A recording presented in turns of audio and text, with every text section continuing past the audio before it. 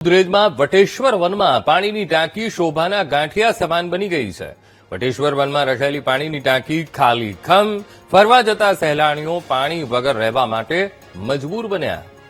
વનની અંદર ખાણીપીણીની વસ્તુઓ લઈ જવા પર એક તરફ પ્રતિબંધ છે, બહારથી પાણી લઈ જવાનો પણ પ્રતિબંધ છે અને અંદર પણ પાણીની કોઈ સુવિધા નથી.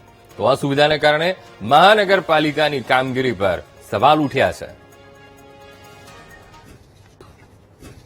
જો પાણી જ નથી આવતું. હવે શું પીએ આમાં? શું હવે આનું કઈક કરો, આમ ન ચાલે. જો પાણી જ નથી આવતું. હવે શું પીએ આમાં? શું હવે આનું કઈક કરો, આમ ન ચાલે. જો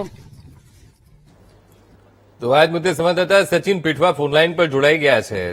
સચિન, આ જે આખો વિડીયો સામે આવ્યો છે વટેશ્વર વન, જેની મુલાકાત લેવા માટે સહેલાણીઓ પહોંચતા હોય છે, પણ અંદર પીવાના પાણીની ટાંકી ખાલી ખમ, જેને કારણે સવાલ ઉભા થઈ રહ્યા છે. સચિન, જો વાત કરવામાં આવે તો દુધરેજમાં કરોડોના ખર્ચે વટેશ્વર વન તો બનાવવામાં આવ્યું, પણ વનમાં તે પીવાના પાણી તેમજ અન્ય સુવિધાથી લોકો વંચિત હોય તેવું લાગી રહ્યું છે.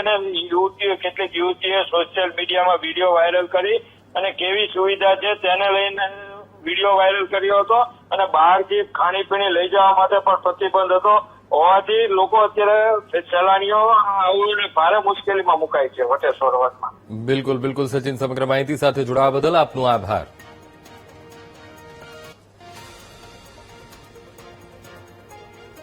આમ ન ચાલે. જો પાણી જ નથી આવતું.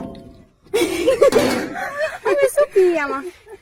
શું હવે આનું કઈક કરો, આમ ન ચાલે.